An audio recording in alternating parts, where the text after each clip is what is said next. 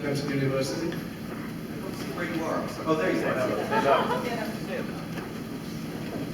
There's this light shining in my eyes, so pardon. Yeah, I'm Amir from Clemson University, and I have a quick question. So, historically, Islam has always, been very successful in recruiting from prisons, for example, right? Recently, it's also had significant success in recruiting from young people. So, Europeans, for example, and to a lesser extent, Americans. Why is that? And what's so persuasive about Islam, and how do we stop this? That's a very important question, and I'm working actually on a new book. So watch any self-respecting bookstore on August 17th for my next book, The Complete Infidel's Guide to ISIS. But in any case, just yesterday I was reading and working on the book a very, very interesting story written by a young man from Australia named Jake Bilardi. And you might want to look this up, Jake Bilardi, B-I-L-A-R-D-I. And he writes a very long essay on how he went from being a kid in Australia in an ordinary middle-class family, going to school, how he ultimately became a jihad suicide bomber for the Islamic State. And he writes, he says, my martyrdom operation, which means he's going to kill himself and kill some infidels, is just a few days away. So I wanted to explain why I'm going to do it. And it's a fascinating insight into how Islam does appeal to these people. What's really remarkable about it, and you all in universities, this should resonate with you, you should think about this. He says, as he started to learn, he's hearing all about the war on terror in Australia as an ally of the United States and so on.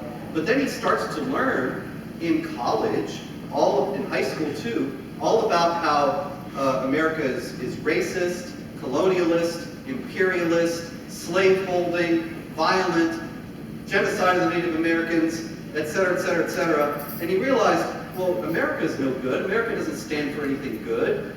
And the people who are fighting against it must be the ones with the moral high ground. Now, isn't that what they teach at your school? I thought so. So he begins to become much more interested in the jihadis who were fighting against the Americans in Afghanistan and Iraq. And he ultimately converts to Islam and joins the Islamic State, makes his way over to Iraq and blows himself up.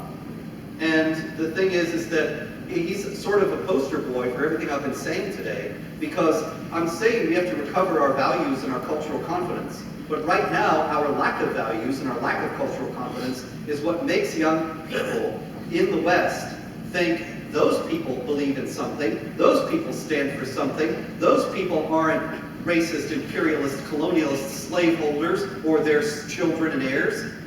I'm going to join up with them. I guess it was before you were born, but right after, well, maybe not, but you were very small. Right after we went into Afghanistan, there was a young man from California who was captured fighting with the Taliban against the United States. His name was John Walker Lind, and he should have been charged with treason, but he wasn't. He's in prison now. He'll be out in a few years. But he was a kid from Southern California, and he grew up like kids from Southern California grow up. And he became a Muslim out of getting into the rap culture and all the contempt and hatred and violence that is encouraged in those things. And then this great respect for Islam. And also his family was completely relativist. They didn't care if he did drugs, they didn't care if he slept around, they didn't care whatever he did.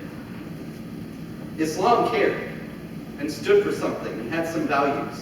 And that was extremely attractive to people in a relativist culture that has no purpose, no focus, no values, nothing.